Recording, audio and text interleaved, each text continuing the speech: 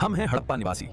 अभी 2600 BCE का समय चल रहा है। आपके एग्जाम में हमारी सभ्यता से बहुत सवाल आते हैं, इसलिए ये वीडियो ध्यान से देखें। आज से करीब 5000 साल पहले हमारे देश की धरती पर ऐसी सभ्यता बसती थी जो न सिर्फ शानदार शहरों का निर्माण करती थी बल्कि बेहतरीन नालियां, चमकदार बर्तन और अनोखी मूर्तियां भी बनाती थी। जी हाँ, मैं बात कर रहा हूँ हड़प्पा सभ्यता की। स्वागत है आपका हमारे शहर मोहिंजोदारो में। साल लगभग 2600 BCE है। आइए चलते हैं उस दौर में जहाँ से हमारी इतिहास की सबसे पुरानी और रहस्यमयी कहानी शुरू होती है। ये लगभग 2500 साल ईसा पूर्व ये सभ्यता दक्षिण एशिया के पश्चिमी हिस्से में फैली हुई थी, वो इलाका जो आज पाकिस्तान और पश्चिमी भारत कहलाता है। आपको जानकर हैरानी होगी कि सिंधु घाटी सभ्यता उस समय मिस्र, मेसोपोटामिया और चीन जैसी दुनिया की सबसे पुरानी सभ्यताओं से भी कहीं ज्यादा उन्नत थी।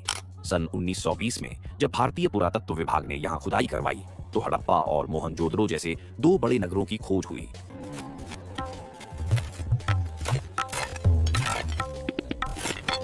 और फिर 1924 में विभाग के डायरेक्टर जनरल जॉन मार्शल ने आधिकारिक तौर पर दुनिया के सामने इस नई सभ्यता की घोषणा की। हड़प्पा सभ्यता अपनी बेहतरीन शहर बनाने की योजना के लिए जानी जाती थी। मोहनजोदड़ो और हड़प्पा जैसे नगरों में ऊंचाई पर दुर्ग बने हुए थे जहां शायद ऊंचे दर्जे के लोग रहते थे। यह है हमारा मोहनजोदारो, पश्चिमी हिस्सा जिसे हम नगर दुर्ग कहते हैं, ऊंचे स्थान पर बना है। यह है पूर्वी हिस्सा जो नगर दुर्ग से बड़ा मगर निचले स्थान पर है। यहाँ हम जैसे आम लोग रहते हैं। इन दुर्गों के नीचे ईंटों से बने आम लोगों के घर हुआ करते थे।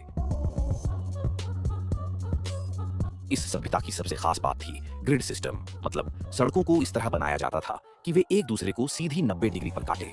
देखिए, हमारी गलियां पूरी तरह सीधी हैं और 90 डिग्री के कोण पर एक दूसरे से मिलती हैं। ऐसी व्यवस्था आपको हड़प्पा और मोहनजोदड़ो दोनों स्थानों पर दिखाई देगी। यहाँ बड़े बड़े अन्न भंडार बनाए गए थे।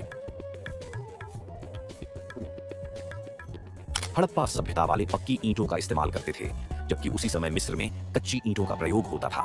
हम मजबूत पक्की ईंटों से घर बनाते हैं। इनके शहरों में नालियों की व्यवस्था बेहद शानदार थी। हर छोटे बड़े घर में अपना नहाने का स्थान और आंगन होता था।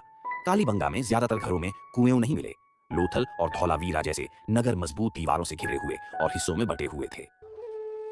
यह है हमारा महान स्नानागार, पक्की ईंटों और जलरोधी गारे से बना। हड़प्पा सभ्यता के लोग कांसे की चीजें ढालना जानते थे।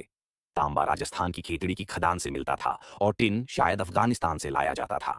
बुनाई के काम में इस्तेमाल होने वाले ठप्पे कई जगह मिले हैं। बड़े बड़े ईंटों के निर्माण से हमें पता चलता है कि वहाँ राजगीर और मिस्त्री वर्क मौजूद था।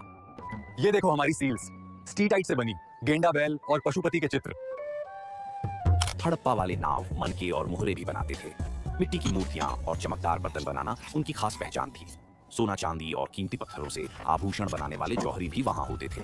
हम हड़प्पा में ऐसे बर्तन बनाते हैं, देखो ज्यामितीय डिजाइन और कितने मजबूत। सिंधु घाटी सभ्यता से बहुत ही कम लिखित प्रमाण मिले हैं और जो मिले हैं वो आज तक पूरी तरह पढ़े नहीं जा सके। इसीलिए यह समझना मुश्किल है कि राज्य व्यवस्था कैसी थी। किसी मंदिर के प्रमाण नहीं मिले हैं, इसलिए माना जाता है कि पुजारियों का कोई खास प्रभुत्व नहीं था। कई विद्वानों का मानना है कि हड़प्पा सभ्यता व्यापारी वर्ग के हाथों में थी।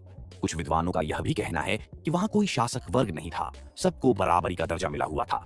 वहीं कुछ अन्य विद्वान मानते हैं कि अलग अलग शहरों में अलग शासक वर्ग मौजूद थे। धर्म, मिट्टी की मूर्तियों से पता चलता है कि लोग पृथ्वी को उर्वरता की देवी मानते थे और उसकी पूजा करते थे। मिस्र के लोग जैसे नील नदी को देवी मानते थे, वैसे ही पुरुष देवता के रूप में मोहरों पर एक 3 सींगों वाला चित्र मिलता है जिसे योगी की मुद्रा में बैठे दिखाया गया है। उसके चारों तरफ हाथी, बाघ, गैंडा और भैंसा बने हुए हैं। पैरों के पास हिरण है। देखो हमारी ये मोहर, बीच में योगी मुद्रा में त्रिशूल चित्र, चारों ओर हाथी, बाघ, गेंडा, भैंस। इस चित्र को बाद में पशुपति महादेव का रूप माना गया। कई पत्थरों पर लिंग और स्त्री जनन अंग के चित्र मिले हैं। मैं मोहनजोदड़ो का पुजारी हूँ। देखिए मेरे वस्त्रों पर सुंदर डिजाइन और मेरी लंबी दाढ़ी। हड़प्पा के लोग पेड़ों और जानवरों की पूजा भी करते थे। हम पेड़ों और जानवरों की पूजा करते हैं। प्रकृति ही हमारा देवता है। उनके लिए सबसे खास जानवर था एक सींग वाला गैंडा और कुबड़ वाला सांड। बहुत से ताबीज भी खुदाई में मिले हैं। अर्थव्यवस्था, हजारों मोहरों, समान लिपि, वजन और माप की पद्धति से साफ है कि व्यापार इनकी जिंदगी का अहम हिस्सा था। ये लोग पत्थर, धातु, सीप और शंख का व्यापार करते थे। मुद्रा का प्रयोग नहीं था, बल्कि वस्तु विनिमय प्रणाली चलती थी। हमारे बाजार में हम बर्तनों को अनाज से बदलते हैं। देखो यहाँ सब कुछ वस्तु विनिमय से चलता है, हमारी संस्कृति की जान। अरब सागर के किनारे इनकी समुद्री यात्रा व्यवस्था भी बहुत अच्छी थी। उन्होंने उत्तरी अफगानिस्तान तक अपने व्यापारिक ठिकाने बना रखे थे, जिससे मध्य एशिया से संपर्क आसान हो जाता था। हड़प्पा वाले लैपिस लाजुली मार्ग से भी व्यापार करते थे, जो अमीर वर्ग की पसंद माना जाता था। हम मेसोपोटामिया तक व्यापार करते हैं। अभी हम लोथल पहुंचने वाले हैं।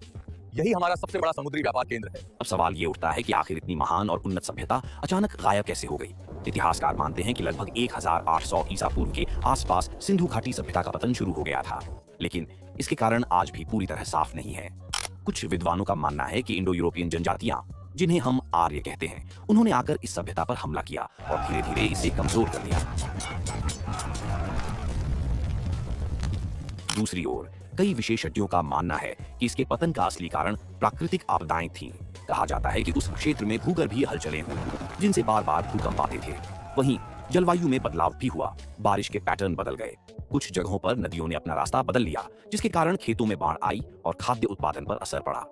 इन तमाम कारणों की वजह से यह सभ्यता धीरे धीरे कमजोर पड़ी और आखिरकार अपना अस्तित्व खो बैठी।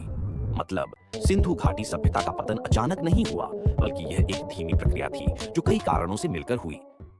आपको हमारी सभ्यता कैसी लगी? कमेंट्स में जरूर बताएं।